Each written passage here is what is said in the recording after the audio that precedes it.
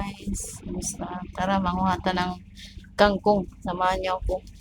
Mag tayo. Sisigang ng hipon.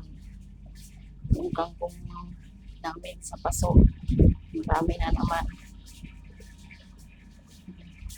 Talbusan na naman natin. Para ano, meron tayong iulam. Yan guys. Talbus na. Pwede ba?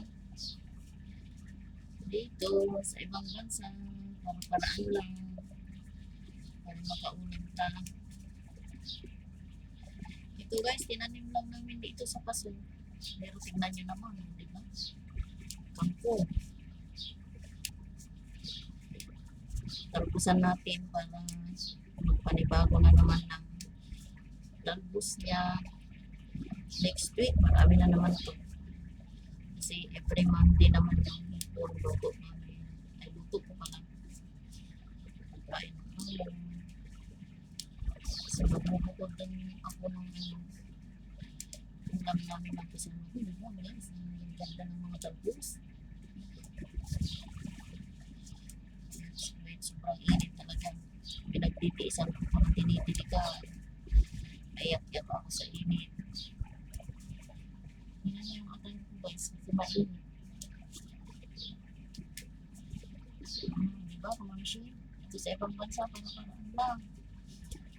Discarding diskarte lang para makakain ka ng mga gulay ng Pilipinas. Gusto na sana namin magtanim ng talbos pa ng kamuti pero ng bakante. Hindi po magtanim pa kami ng bakante kasi mga nakilay.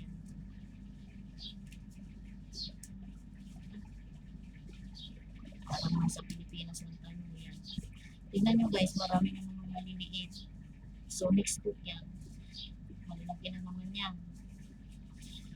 Diba? May pang-south na tayo sa sigang. Sa dito. Kaya guys. Diba? Sobrang init. Hindi naman yung attire ko. Kasi grabe. Magmatay ka dito sa init ba?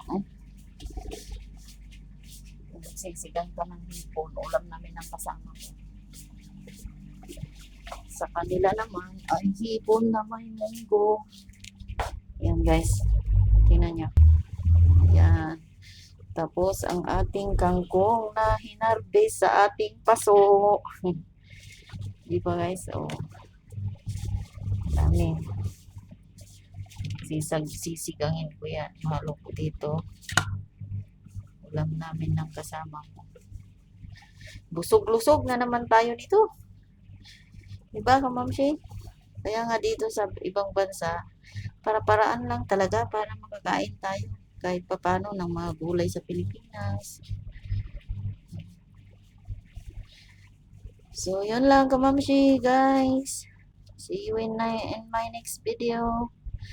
So, paalam na.